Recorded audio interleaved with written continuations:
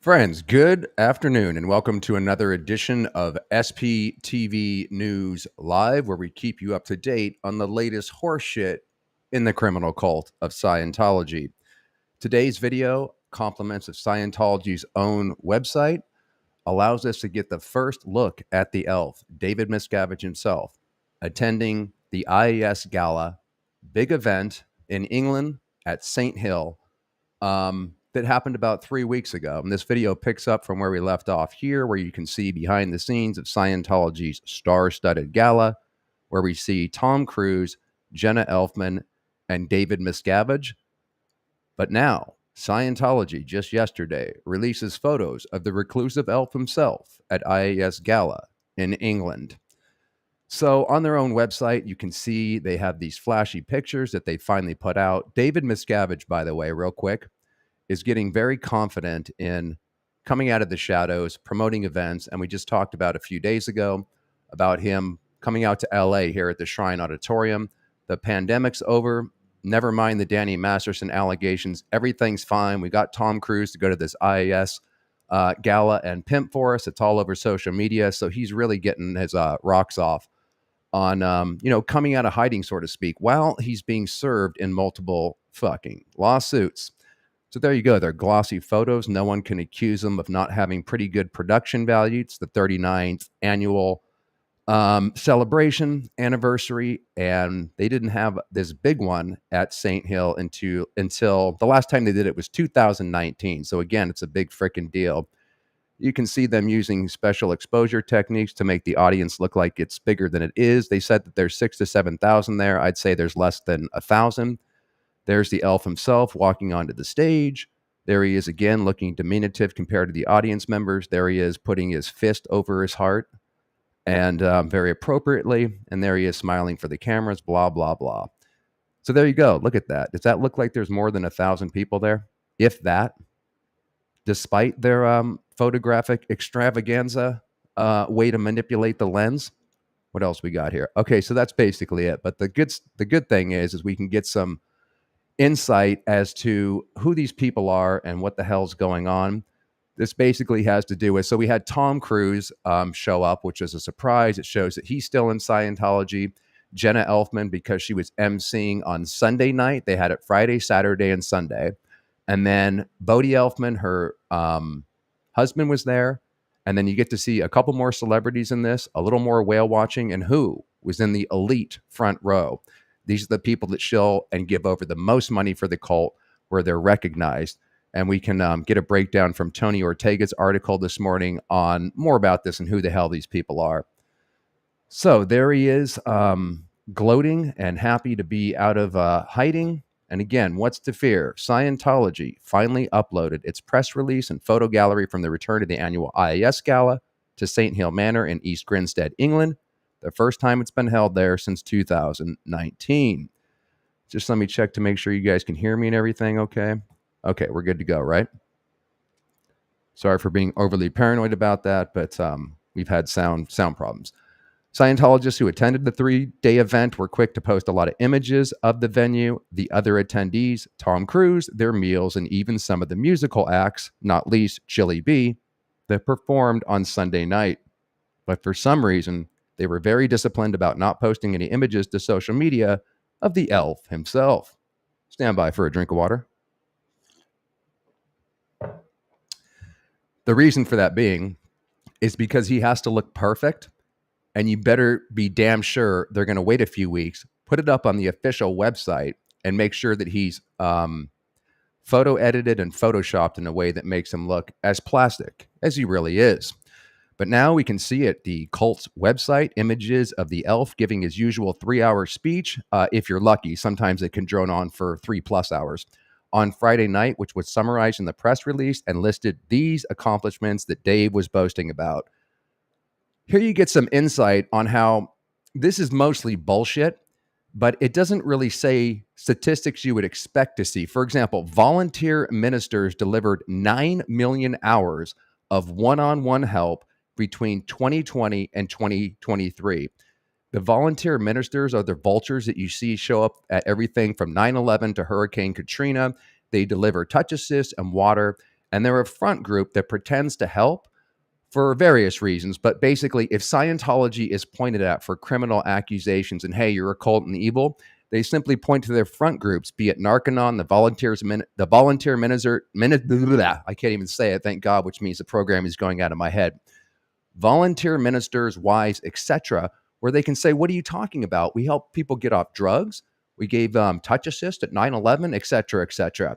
But the statistics are vague. It's hard to say that they're outright lying, because how the fuck are you going to prove or not that 9 million hours of one-on-one help was between 2020 and 2023 by these yellow vested freaks? 45 million humanitarian Jesus. These statistics are just ludicrous. 45 million humanitarian materials were distributed. 29,000 new, quote, partnerships with government agencies were formed. This one's interesting.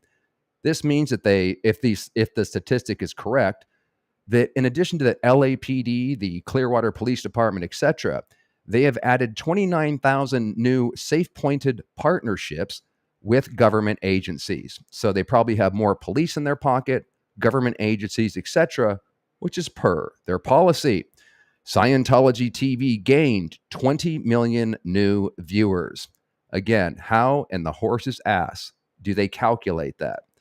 Cult recognition and tax-exempt status in Panama and Netherlands, and, quote, house of worship license in Greece. Good job, Greece, Panama, and the Netherlands. Now you've allowed them to do what they do here in the U.S. and take advantage of fucking people up because they have tax-exempt status and religious protection. Sounds impressive, to be sure. But as Mark Headley has explained in the past, these facts and figures, as he would know, were always exaggerated for events. So who the fuck knows? The ELF also handed out new freedom medals to no less than 3 OT8s. OT8 is the top of the bridge, despite what they tell Scientologists in the bubble world that it goes up to 15, even though Hubbard croaked before making the following levels, or the final levels, I should say. So Psychbuster, that's Scientology speak for psychiatry. So Psychbuster, Yuzuri Orgara of Tokyo, drug-free world warriors Solomon and Lucy DeBa of Mexico City, and the asshole that got the tax-exempt status for Panama City is named Gazelle Lima, and he got his Freedom Medal Award. As for the Ideal Org program, the ELF said 4 Ideal projects have been opened or are about to come online. An Ideal Org in Paris and a Continental Narconon, that's the aforementioned pseudo-drug rehabilitation program where many people have suffered everything from kidney failure to death. And a Continental Narconon in Africa are just about ready. And an upgrade to the Nordland, a Sea Org dorm essentially, in Copenhagen was recently completed, and a new central qual unit was dedicated at St. Hill itself. And this is the one that we, meaning Tony Ortega, believe that ELF himself was scheduled to preside over, but Aaron Banks was set out instead when a Prostate Alex protest showed up. So what, no Chicago, no Austin? Those poor Ideal Orgs have been sitting, completed but unopened for frickin' years. When is the ELF going to get around to them? So anyway, Scientology uploaded various shots of the ELF with the crowd, which we can see pretty clearly now is not more than about 2,000 people. I would say it looks less than 1,000 people. And nothing like the 6,000 or 7,000 that Scientology usually claims. And we showed you these pictures in better form earlier, but there he is walking out of the stage going, hell yeah, all you guys fell for this shit again. And it's amazing. Some of these people that we're going to see, they have been in forever. And it's just fascinating that they're actually still here. Yes, Paula, come on, Doug, tell us how you really feel. Carrying on. Stop bull baiting me, Paula. And we were curious about who got to stand in the front row. I know the anticipation is killing you guys, so we're almost there. And we figured you might want to help us identify some of those lucky folks. If you guys can't help Tony Ortega find out who any of these freaks are, let us know in the comments section. But he's managed to blow up these pictures and identify several of them that we didn't catch the first time around or we didn't know about. So here's the you have to be like an elite Scientologist to be in this front row, and from left to right with some of them named that we were able to ID. Let me see if you guys can see this better if I blow it up a little bit. So this is the infamous Tom and Victoria Cummins, I guess you'd pronounce it.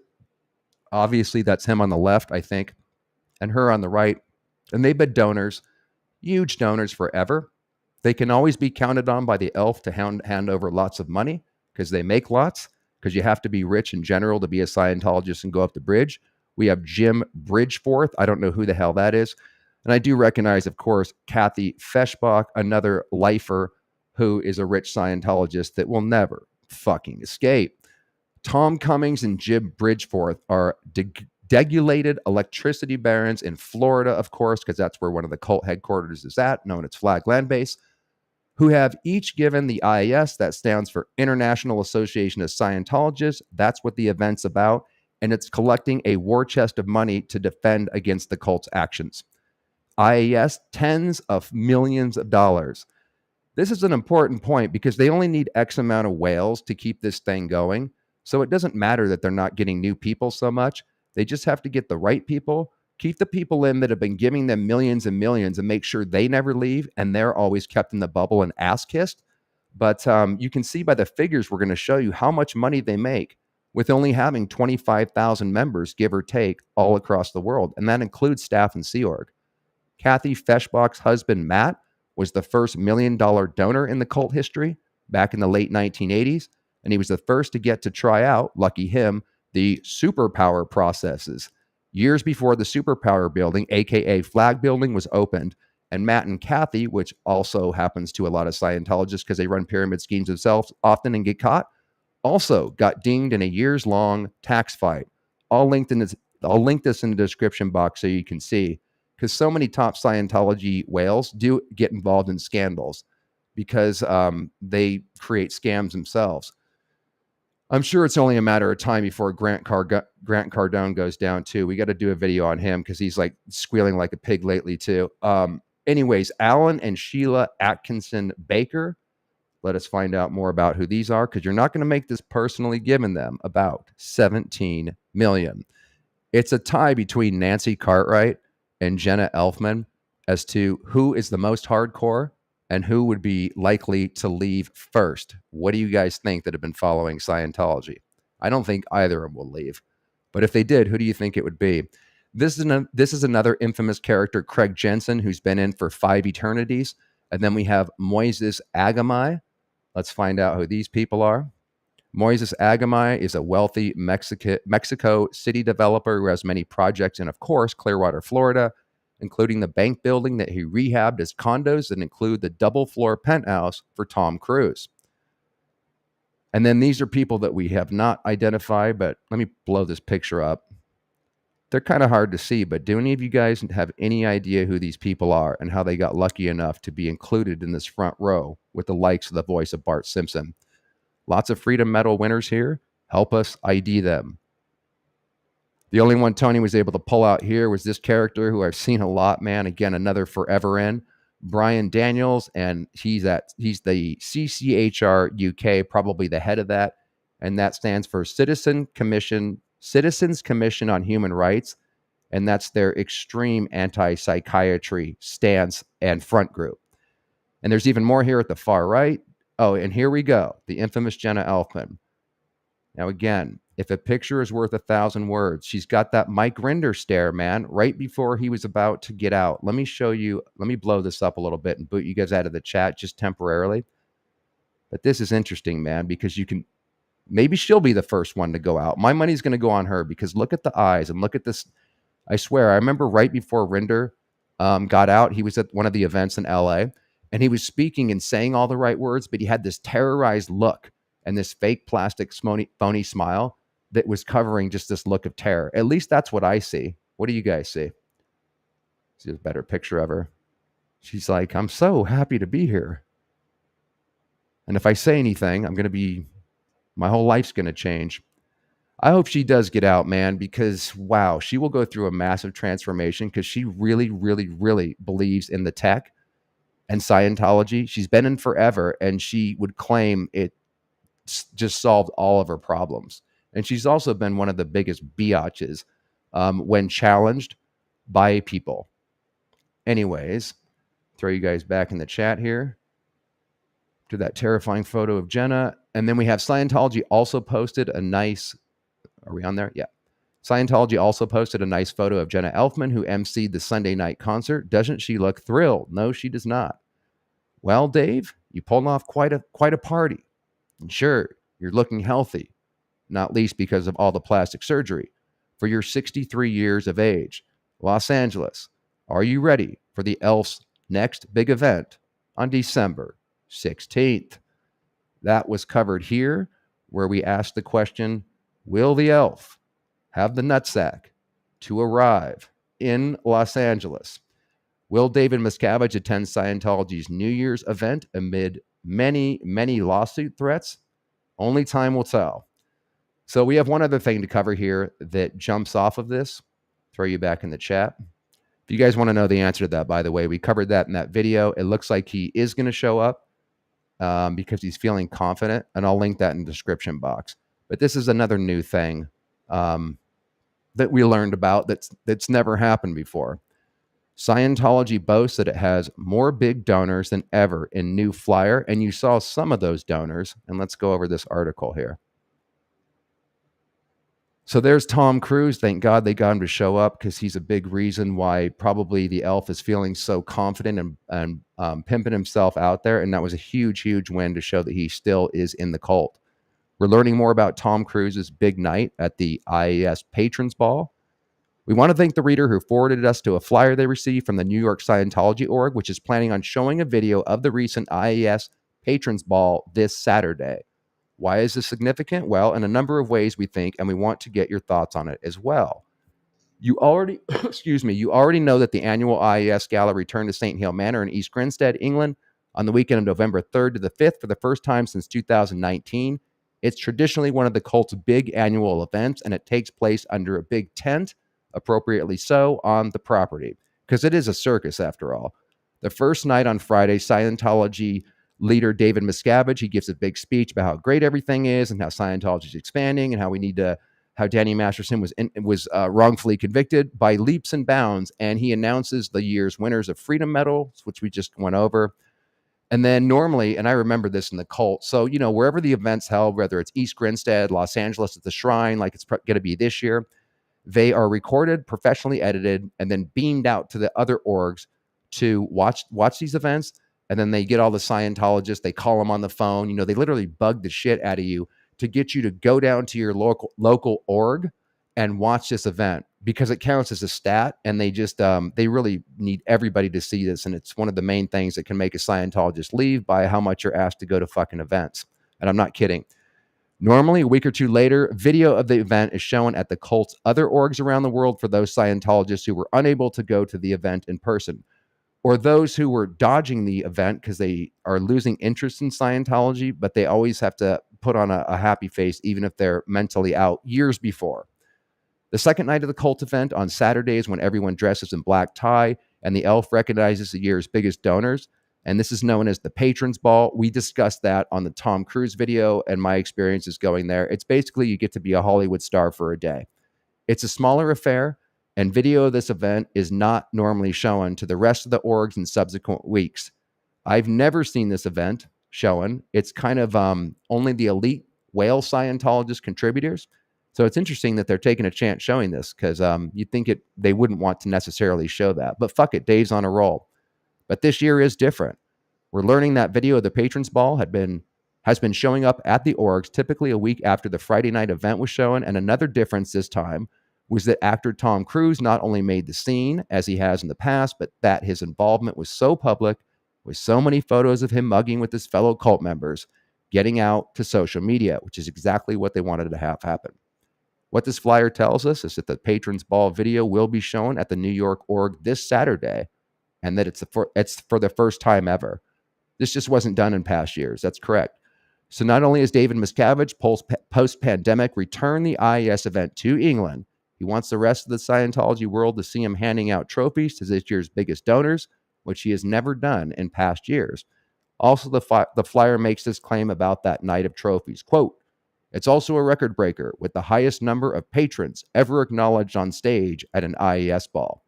And that may be true, because they've had, he definitely has to make a showing and try to raise as much money and make these next few events really count to take the momentum off of the backlash, not least the Danny Masterson problem. And more coming forward, I would imagine. Oh, really? We'd definitely like to see some images of that. Well, we did just see some images of that.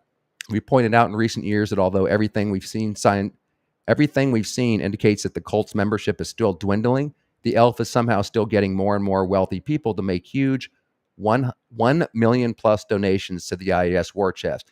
How does he do it? Well, by threatening ethics. And if you still want to be a member, God damn it, give us the money.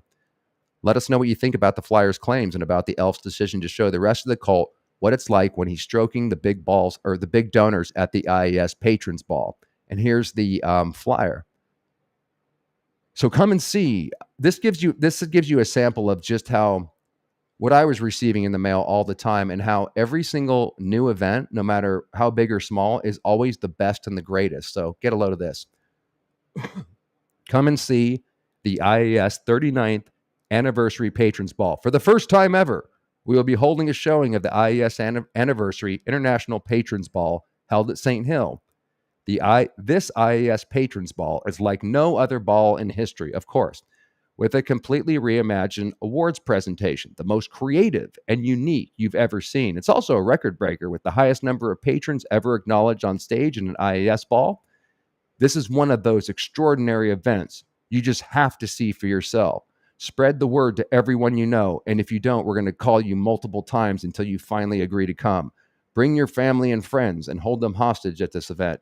And then these read like reviews of a movie. What an amazing event. I feel so inspired and so happy to be a cultologist and member of the IAS. This event is a must-see. And they never put like the real names here, so we'll just take your word for it, WL.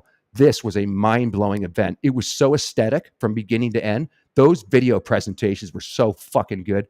The cinematography and videography, which used to be done by Mitch Brisker, is out of this world. EM.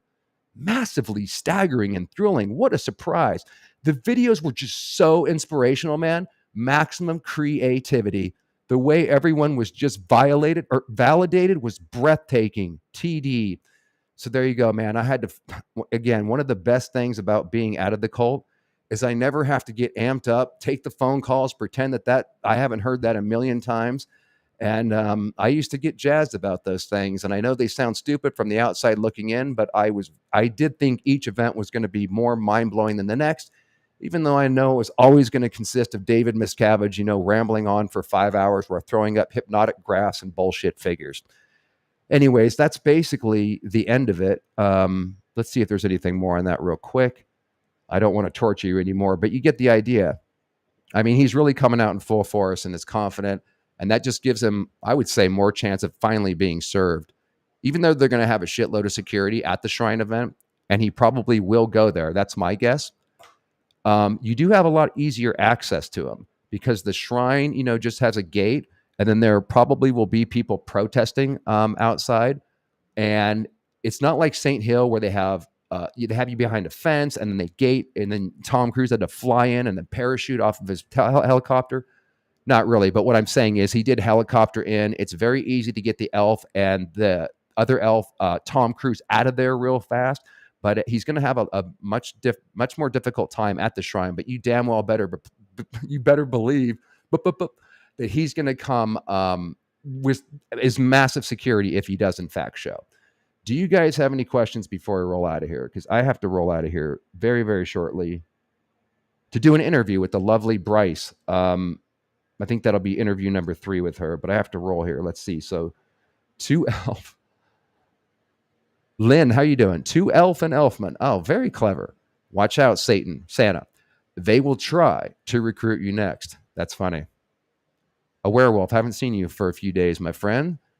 Doug, did you attend celebrations? Yes. Was the hype worth it? Well, when I was under the spell, I did like going to these things, man. I mean, I kind of knew that the statistics were overblown, or again, you saw how it says 20 million hours delivered, so I couldn't make sense of the statistics. I knew they were kind of falsified or done in a way where they were hard to validate. But yes, man, I mean, I would go to 3 or 4 major events a year. I was on course at Celebrity Center almost every day. And when I wasn't, I would listen to Hubbard's lectures. I was into this shit and I thought I was going spiritually free and I wanted to hear the latest developments. I knew I was going to be bombarded with buy the latest product that they sell. As soon as you leave these 3-hour events, they lead you out. You can't just escape. They lead you out to buy whatever they're shilling for. And I always had ways to tell them, you just make up a bunch of excuses, right? So I could figure out how to get in and out of those events real quick. I knew all the bullshit that they were going to put us through, but I believed in Scientology, yeah. So I did actually like going to those. It feels so weird saying that, but that's how I felt. Any more questions? It's too many to go through here. Okay, I think we basically got all of them. Chemist, what's going down, man? Amanda, how are you doing? Good afternoon. Janet from another planet. Very appropriate. You sound like a perfect candidate for Scientology. Could I interest you in the book Dianetics? I'm just going to see if we have any questions here at the end before we roll out. Okay. Jamie, thanks for this, man. And we'll grab your star before we roll out of here. Is there some protocol when meeting the elf? That's David Miscavige, right? I like how you have to do, like how you have to do when meeting British royalty. I imagine he has handlers all around. Well, Jamie, you're in luck because I met the elf on the shelf and I got a fucking picture with him too, which went right into the garbage can when I burned all my books and everything else. I wish I would have kept that. I threw my clear bracelet away, which is probably actually worth some money. And I got a picture with the elf himself, man. I went out to the New York org when they were doing the grand opening. And for 2 weeks, I worked with the Sea Org members on their hours as a public member because I wanted to volunteer. I wanted to help. I got to tell you, I actually had a blast. I've never worked harder in my life. And I got some appreciation for, man, these guys live in squalor. All they do 24/7 is like robot slaves, do exactly what they're told, and they go, go, go. But I was getting caught up in the electricity of it. And then I asked one of the people there that was one of the handlers, but it looked like somebody I could talk to that was, rolling with David. And I said, could I get a picture with the elf? I said, obviously, I'm joking. I said, could I get a picture with David? She said, yeah, no problem. So in about 10 minutes, she said, give me a few minutes. Let me arrange it.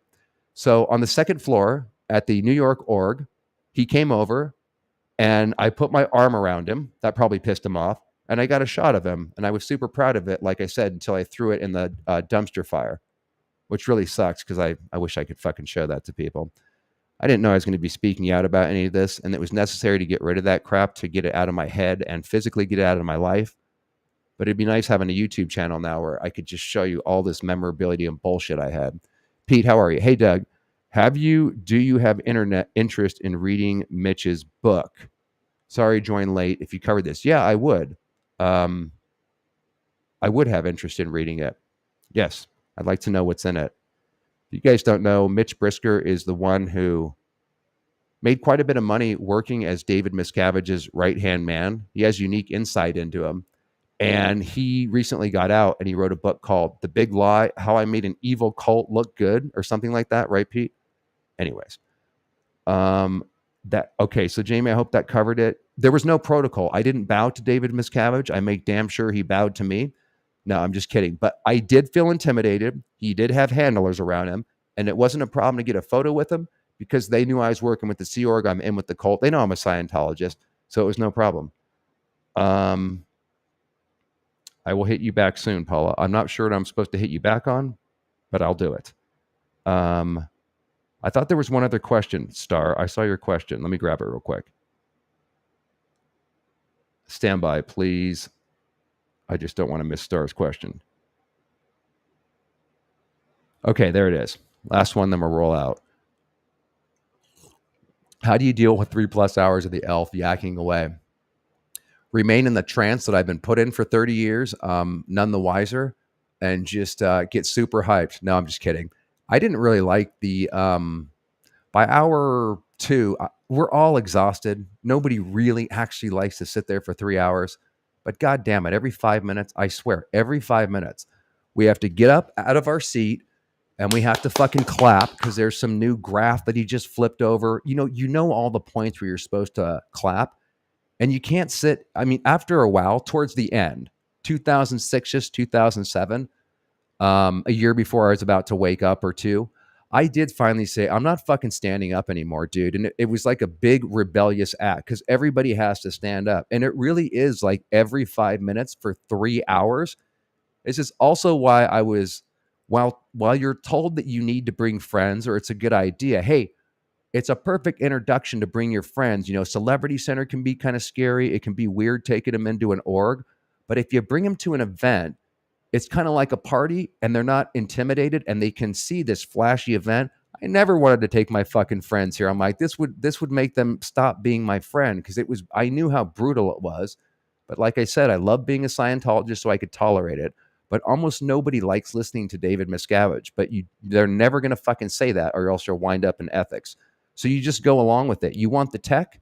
You want to keep running your business. You want to keep your family. Whatever's motivating people to stay in Scientology because they like aspects of it. If you get addicted to a certain aspect of it, for me, it was the auditing. And therefore, I felt without auditing, I can't go spiritually free. I can't contact everything I need to contact in my subconscious mind without that e-meter and auditing to know what happened to me to go free. So I'm willing to put up with the ethics conditions, clapping like a whale for 3 hours straight because I want those hypnosis highs and I want to go spiritually free. And the motivation will be different for different people. I think we'll go out with the Scientology outro, my friends. We may jump in here later tonight because I still wanted to cover that video on Catherine Bell. I haven't been able to get around to that. Hopefully we can hit that tonight or tomorrow. And it's only appropriate to go out with the Scientology one. And until then, my friends, stay safe, stay sane, and stay cult free.